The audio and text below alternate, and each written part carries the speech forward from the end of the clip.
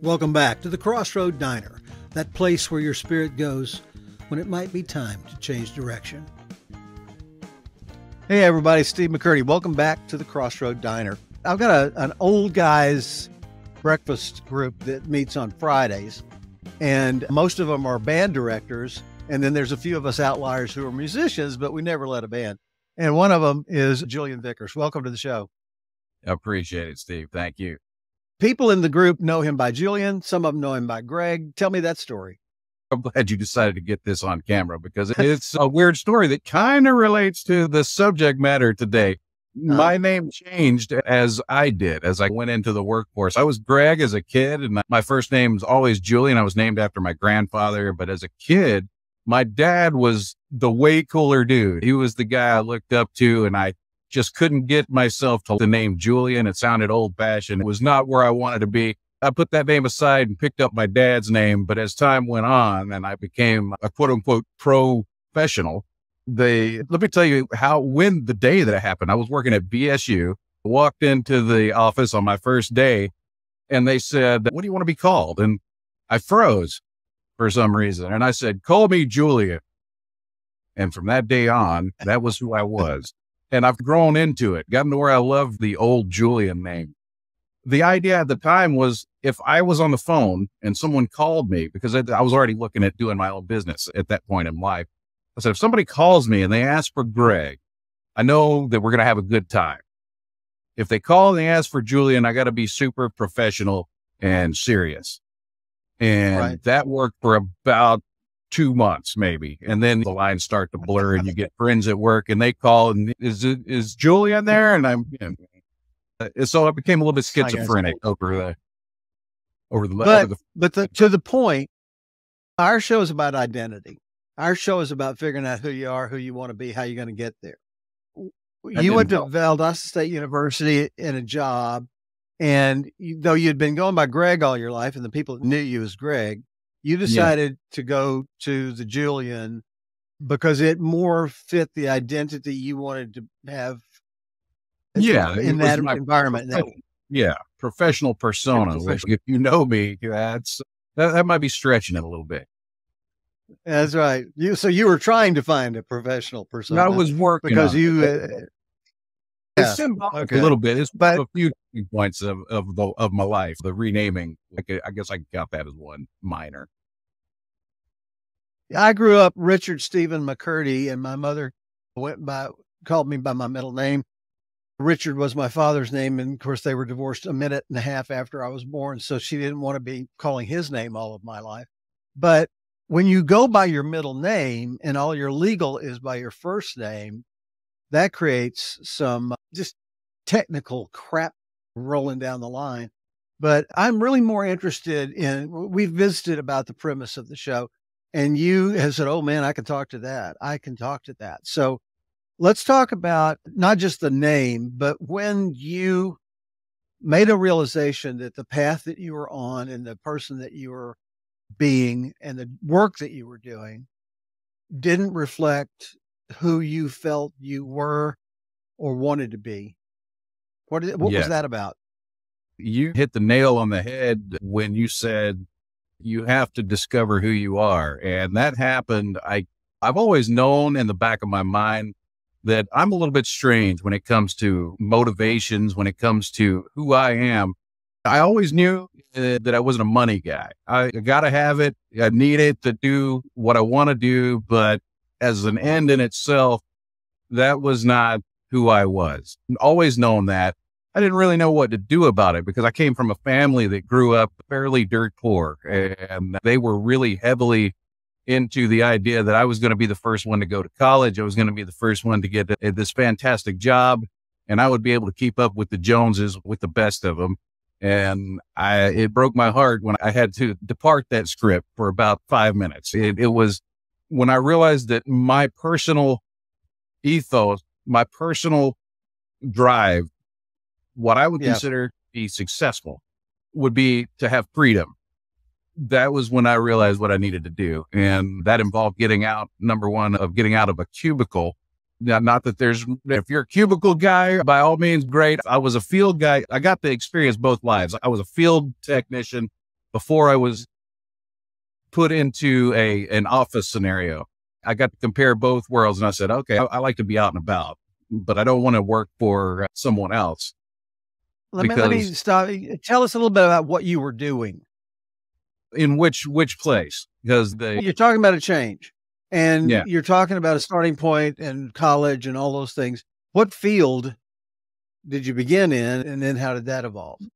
Oh man. Okay. Sit down and have a coffee, because no, I don't want your blood type all the way back to the birth. Right, I just need to generically, because you and I both have had 47 jobs. Okay. Just okay. So give the audience a vision of it. This guy's he's a Renaissance man. He's a technician. He's philosopher. He's all those things, but he makes a living in hostage situations. I don't know. Tell us more about that. No, even if I break it down by field, we could be here a minute. But I started out in the field of media production. That was in college. I got my degree in that in college. As soon as I went out of college, I went into the technical field because I found out I had a little bit of an aptitude for that. That put me in aviation, where I thought I was going to make it as a commercial pilot. That's one thing that has never panned out. That industry has abused me for multiple times over because I tried to make something out of that. But I became an aircraft mechanic. From there, a network technician for FLIR systems, which, that without getting into the weeds there, I made things talk to other things electronically. And I travel all over the world doing that. And I've stayed in the tech field pretty much ever since, just getting more and more nerdy as time goes on. My second job is music. I make my retirement money playing music out and about. I do a little bit of voiceover work. So what field am I in? I can hear that. Right. So I don't know what to call myself. Primarily, I'm a tech guy. That's what pays most bills. Okay.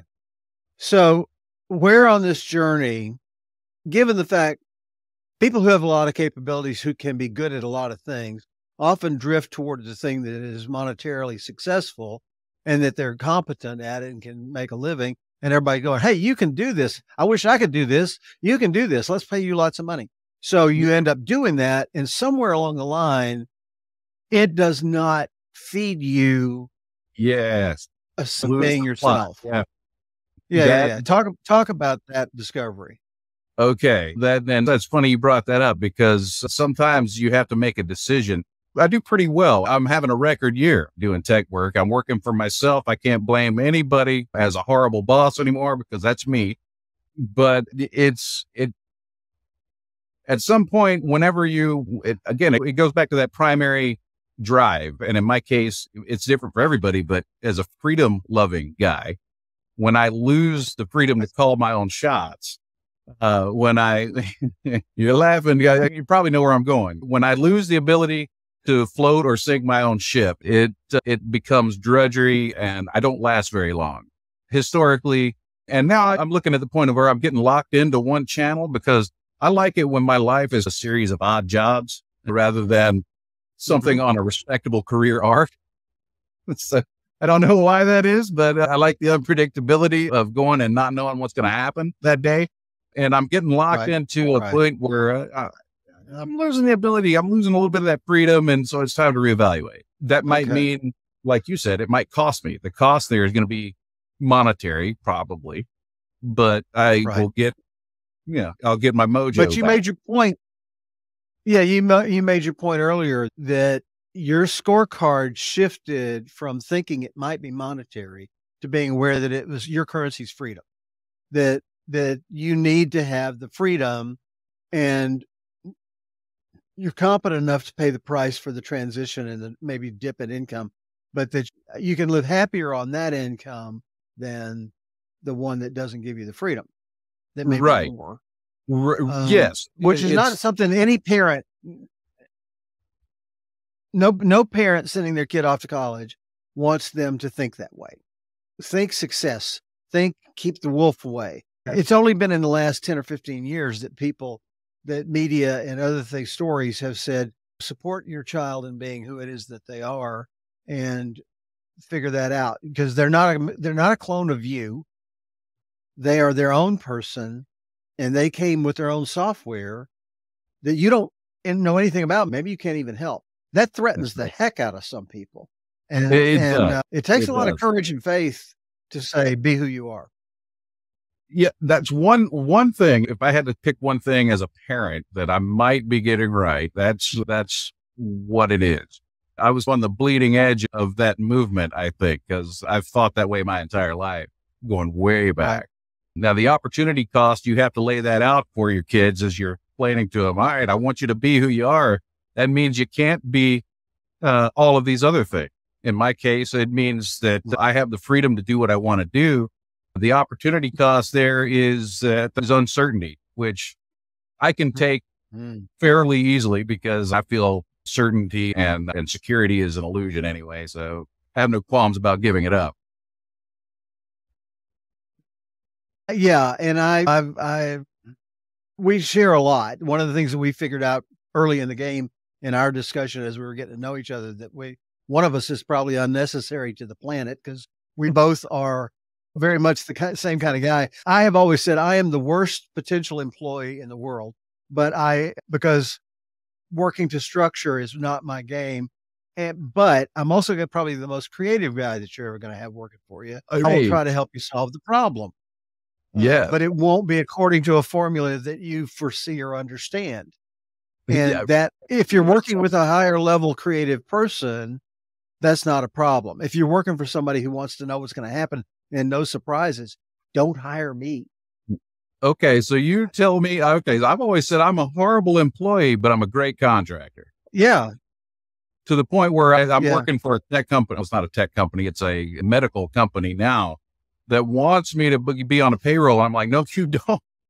I promise you don't. You will love me until you tell me what to do. And then it's going to get ugly. Yeah. It's just the way I am. And it's a character flaw. Maybe, but no, I don't think it is. I don't think it is, but I think the world thinks it is. I think that, and particularly in a world like we've got now, since COVID, guys like you and I have increased our opportunities because people will let you work remote. They'll let you work project. They'll let you do this. All they're looking for is results. Absolutely. And if you're a deliverer of results, that's it. If you're outside of the political gamesmanship of rising in a company, and I had a project this summer where I was creating the training program, and we had a person that we thought was going to be a client. Turns out they had all the equipment to do the project, and it didn't turn into a battle of competition. It turned into, they were very interested and needed structure because they were a corporate thinker. And I was like, whichever one of us comes up with it, let's do it. And we worked it out. But if you are corporate literally minded, working with folks like us takes it's like metric and not metric. You've got to get some adapters going there to get things to fit. Vice versa too. So tell me your story about your internal struggle and how big was the shift that you ended up having to make? Yeah. I've always been fairly true to myself. I would love to say, oh man, it was an incredibly tough transition, but it never has been. Good. The shift itself away from the way I was raised. There are core family values I hold on to, but working till retirement and a job that you hate is not one of those values I retain. I gave that one up and I gave it up early. But what the shift occurred when I realized, I've already told you about the freedom thing, so I'm not going to retread that. But when I realized that what I was shooting for, working for large corporations, was the exact opposite of who I am and what I wanted out of life, it was like a light switch going off. I'd known for years that you should work for yourself. I didn't know how to do that. So I had to start forming that plan while I was on the clock. I would sit in a cubicle and dream, how do I make this go? And it was one step at a time. So you're probably familiar with how entrepreneurs start out. It's a side project. It becomes unmanageable as a side project. And then it becomes a very poorly paying job. And then after that, it grows into something respectable. And then ultimately, ideally, you figure out what to do and what not to do. Hopefully you only make the bad mistakes once or less. I've managed to avoid a few pitfalls that could have taken me out easily early in the game. And, What do you attribute that to? Avoiding those wisdom of Yeah. my, yeah. What's the insight or the process or the reality check that you use to go, this feels like where I want to do, this feels like the direction, but I better watch my back. And I don't have anybody else doing it. That I can credit my grandparents for. I was raised with my grandparents. I grew up with them. Okay. They're 2 generations back. They were Depression era. Yes, they were very, very strong in their faith. They were very strong in their conviction that to be successful, you have to do these things. Weirdly enough, I kept the biblical principles that they laid out, and I've structured my business kind of around those, which involve operating within my means, not avoiding debt like the plague. I had to learn that lesson the hard way. That's another story, but that very nearly took me out years ago before I ever got started. It's not an unfamiliar story to any of us, though. Some of us, they were very big on living and how you treat the other guy. That was paramount to them. You're going to do business the right way. You're going to avoid debt. Number 2, I've got a debt-free business. And I have from day one, and no plans to change that. But those 2 things, that has taken me this far. I haven't had to advertise. Word of mouth has gotten me huge gains because I'm old-fashioned in the way I work in the tech field, weirdly enough. It makes me weird. I think you make an incredible point there. There are intangible value-based decisions that have to be made. But the biblical lesson is not only that, but the practical day-to-day of you got to have enough to take care of keeping every pump needs to be primed. But if you operate it properly, it's always primed. And you don't have to play catch up on that. Yeah. The flip side of that, it means though that sometimes you have to live differently than you think you are supposed to live in America. And that's a hard lesson to tell somebody. I got all this. I'm not going to throw shade at anybody by name, but I did get a lot of comments as I was leaving to start this whole venture of, oh, that must be nice. You're very lucky. And I'm thinking, no, I am a little bit lucky, but I've been working towards this for years. And I've been telling you the whole time I've been working on it, what I'm doing, and trying to encourage you to do the same thing, because you're telling me you have some similar goals, but you're not willing to change the way you live to attain them. And that is a big part of the equation. I don't want to come off proud, but I had to avoid going out for drinks with the guys, or sitting and watching television for 5 or 6 in the evening until I go to bed that night, because I had things to do. And I think for most people, that's the hardest part of making the leap. But for me, if you're working towards something that your authentic self wants to do, it shouldn't be a hard transition to make. You ought to be able to give up a Starbucks latte every morning to contribute that money towards the business. So talk to me about your dream. I know that you want to be a pilot. Yeah. That was a passion, probably, because if people who are caught by the flight bug, that's very hard to let go of that. Are you a private pilot? I'm a commercial pilot. Huh? Yeah. I got that. I went as far as commercial instrument, and then I ran out of money, and they still aren't hiring me at this point in time, because that was solidly post 9/11, which that's another recurring theme in my life. My timing is garbage. And so I had just graduated, let me back up. I was 1/4. I think we were using quarters at this tech school. I was 1/4 away from becoming an A&P mechanic, where I was going to take that and parlay that into flight time, functional check flights, things like that. 9/11 happened on my last quarter, and I went from having 16 job offers to 0 within a month. Yeah. Right. I was looking. Yeah. So that circumstance was taken away from me circumstantially. And I was bitter about that for a while, but you come to realize that the ability to look for opportunities is infinite. It took me some time. I had to wallow in self-pity for a minute and say, what am I going to do? But eventually I got out of that funk and started looking around at so many other cool things that I could be doing. So no regrets at this point. I still want that rules changed. I want an aircraft that I can take off out of my backyard and fly around and set it back down here. So I haven't given up. Right. I Well, guess my point about that was sorting your passions. The coach that I work with, we do coaching sessions on Monday. John Burnett and I, his structure is, because he was a jock, is MVP. That your mission in life, what you're here to do, is character based. Your vision is how you're going to go about living that, and your plan, is how you're going to execute it now. So where the flight thing fell into your mission vision, it was a vision that you had. It was. And there's nothing freer than flight. But it's a life and death freedom. If you don't do it well, you have a shorter period of time to worry about fulfilling your ambitions.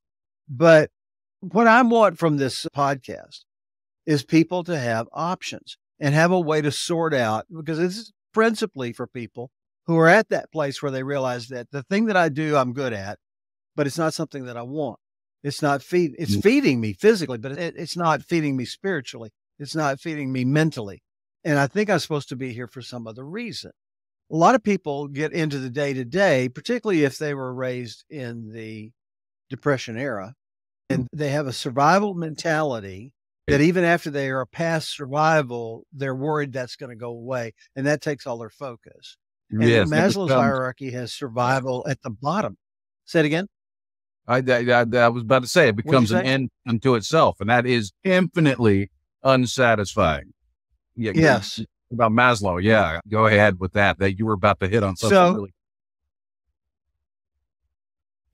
So the first three levels have to do with being able to stay on the planet. It's the fourth, the self-actualization and becoming connected with and actualizing who you are, where the ultimate satisfactions in life are. But you can't do that without a foundation of having the survival and the relationships and love handled. Those things have to be there. You can't become your higher self without the ladder that you're standing on. And the stuck place that you get to when you're trying to make that change, it's a leap of faith. You have to say, I don't know how I'm going to do this. I don't know how it's going to turn out, but I know that is who I need to live into. Yeah. But the practical part of you has to go, okay, in the meantime, I got to eat and live indoors, preferably. So when you face that change, when you face that shift, it sounds like you executed your personal rational selfishness in that I'm going to go for this, but I'm not going to do it barefoot, sitting on the corner waiting for somebody to drop change in my cup. I did it once. You did do that? I failed on my first attempt. Yes. And that's exactly what I did. I just jumped off the cliff with no parachute, and I fell straight to the bottom. Long story short, so that's what got me to VSU. Actually, I had about $4 and change in my bank account at the point. And I had made a radical leap. And again, I learned from that, okay, don't do that. The second time, the reason that I'm talking to you today is because I was successful on my second attempt. Okay, I can't do that, but I can't do this either. I can't stay where I'm at. Can't make a radical jump like I did before. So what is in between those two extremes? And that's what brought me here. Did you have help on that? Did you have somebody that you could talk to and tell the truth to, that could hold you accountable to both of those conflicting demands? Yes. My wife is the world's best. I give credit where it's due. She is the world's best with money. She's a very logical individual and very security oriented. So we are night and day. And so she will tell me when she'll tell me in a heartbeat, when she thinks I'm doing something stupid. She's not shy about voicing her concerns about it. She's my sounding board. Yeah. But is she also concerned and aware of your need to be who it is that you are? How does she work out those things? Or is it like, I'll take care of saying no, you figure out your own way of saying yes? It took her some time to figure out that the way I was behaving was core to who I was. That led to some very rough times in the past, and we had to come to an understanding about that. I understand where she is now. We had to meet in the middle, and I had to give her illusion of security, and she You had realize to give this is going to be on the internet, right? You Yeah. realize that. Okay. I'm hoping, yeah, but she's not. This will be a interested in secret till next No. Thursday. That You're right. Yeah. Now somebody may point it out to her. Yeah, you never hear what your husband. No. Yeah, we had to meet in the middle. I have to make an effort to give her what she needs, and she's been able to lighten up a little bit and let me be creative. She still has a hard time with it, but she knows that sometimes she has to back up and let me go because that's proven to be profitable. able to deliver. Yeah. Sure. Yeah. So you've just given us a whole bunch of principles here that being authentic to who you are is a function of figuring that out. Yes. There's something inside us that calls us forth, and then the obstacles are there. The person that you have tied your life to says, yeah, but I don't want to live like that, or whatever the transition is. And then the two of you had to come to a place through some struggle, because you are different people with different needs, but they both got to get met, or you are not a couple. That's right. So let's summarize this a little bit. If you can, talk to us about the folks that are at this place where you were when you go, I don't think this is me. I think I got to shift gears here, but I don't even know all the costs that it's going to take. What is the life-wise but authentic and sincere way or technique to deal with that conflict? And what would you say is the thing that makes it worth it, even if you do have to fall on your face the first time or two? Okay, let me start with the last part. What makes it worth it is that when you're living in harmony with who you are and what your primary purpose here on this planet is, there is no job that is going to give you that kind of life satisfaction. To me, I've told my children I've made my living doing what I would do for free anyway. Don't let that get out too widely, but I love every minute of the workday now. So first and foremost, that's the payoff. It may or may not be monetary, but that is worth every penny you lose as long as you can keep functioning. And the second part of that question is the life-wise way of getting there. To me, what I had to learn was it's a dream. It's a dream until you start to put it into action. Okay. So don't step out on a purely a dream. I did that. It was a bad scene. It took me about a year before I was looking for stability again. So make it your primary focus and then start taking baby steps towards that goal while you have your secure, stable job.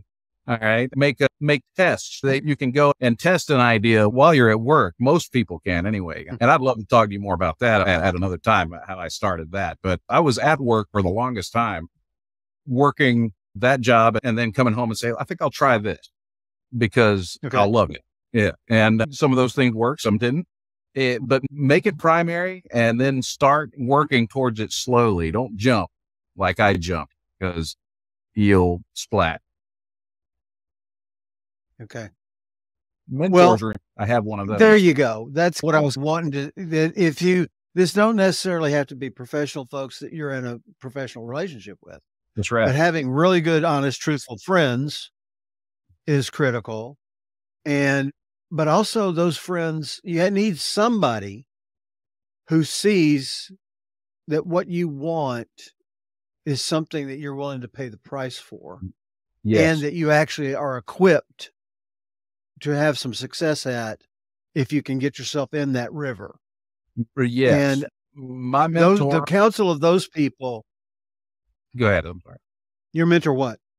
My mentor, I'm going to shout out to a man by the name of Thomas Clayton. He is my mentor in business. He saw in me that exactly what you're talking about right now and urged me to take a couple of steps that I would have never thought of. Just stupid things that you would think would be obvious, but things like the cold visit whenever because he encouraged me. He said, oh, man, there is room for you here in these small towns to do what you do and make a pretty decent living at it if you will do a couple of things. He's been in business for himself for 30 years in the cabinet making business. And so he had a wealth of knowledge. He knew nothing about technology, but he knew about clients. He knew about business. He knew about how to interact with those guys and how to create some momentum in towards my goal. And so he has been invaluable. Right. Him and a lady in Adel got me started. That's their whole story in itself. But if it weren't for those two, I would not be here because they pointed me down the right way to do what I wanted to do. Because ultimately, business is business at the end of the day. You have to. Yeah, I think the point that you're making though is, and I have a firm belief that all of us have pretty good minds, and that the resources that we need to do the thing that we want to do are around us all the time. We just don't see them. And only when you start asking the right questions does that become apparent. Like these two people that were in your life, that you started asking the questions that got you in front of them, then they understood what you were wanting to do and where the gaps were. And you trusted and believed in them enough and their belief in you to try to, and their stuff started making sense, but you would have never been in that room if you had not trusted and expanded and shared your vision with somebody else. Very big point. Yeah. Yeah. Julian Vickers, thank you for being on today. And we'll pick a couple of topics and we'll have you back so we can hammer through those ideas because it's complex. But bottom line, what I heard from you is that unless you're doing something that feeds your spirit as well as your bank book, you will always be looking at what if scenarios. Right. Yeah. You said at the end of the day, you didn't want to be on your deathbed wishing, that you had done things differently. Yeah. Right? I would be happy to be on my deathbed saying, man, I had to start over 5 times, but I did my stuff. Then I really wish I had tried. I really wish I'd given that. I would like to even be sitting here thinking about how I failed at that because I did it. I tried it. I stepped into it, gave it what I was. I think being who it is that we are is knowing what we want and logically going after it is our duty in life. Otherwise, we will always be false to the moment that we're in some degree. And that's not going to serve as well as being true to who we are in any other circumstance. Yeah. So thank you for being on. I have been begging him and twisting his arm for weeks, and we've been trying to figure out a way to work out this time. Thank you for making it work for us. Yeah, I'm still scattered when I'm talking about this stuff. If we could, let's sit down and map it out one day. Maybe I can be a little bit more coherent. No, I love the incoherence because it's not incoherent. It's authentically reporting on the experience that you had, the values that you became aware of that were important to you, and the commitment and the choice that you made, even though you could see that it was going to cost you. So those are, you're going to pay a price in life. It's either going to be regret or struggle. There you go. But at the end of the day, yeah. And I think that we all need to be struggle guys. I think it's in the struggle that we help one another and that we start bonding around common goals of goodness and elevating our vibration. In any event, this is the Crossroad Diner. This is the place where where that idea comes to your mind that I might need to take another road that I don't know anything about. And that my wife is saying, what? But we have to listen to them. She said that. We have to listen to them. Yeah. And it's not that you have to take risks and throw yourself off the cliff, but you have to be on a path that's taking you where your spirit came here to go. And that discovery is always going to be in conflict with physical reality. You go to the gym to work out. It's a struggle. Wow. Yeah, I've never thought of it that way. You're right. You're absolutely right. Yeah. And it's that, but every game you play is a physical struggle or a mental struggle. It's pushing against what you don't know or what's opposing that will. And it doesn't have to be angry. It can be invigorating and it can be a mirror and show you where the growth needs to be so that you can do the thing that you want to do or make the change you want to make. Okay, I'm going to get off my pulpit for a minute, and we're way over. We're double what we I'm thought sorry. we were going to do. Yeah. But hey, listen, don't apologize for being interesting. That is not the way that we need to go. Until next time, this is Steve McCurdy at the Crossroad Diner. Join us. We guys got folks like this coming on all the time that have all got great lessons for us. And we will be back next Thursday with another one. Join us next time on the Crossroad Diner. Remember, Mondays we try to do Crossroad coaching, and on Thursdays is a case study. Share us with people who might be at a turning point of their own, and we'll see you in the Crossroad Diner.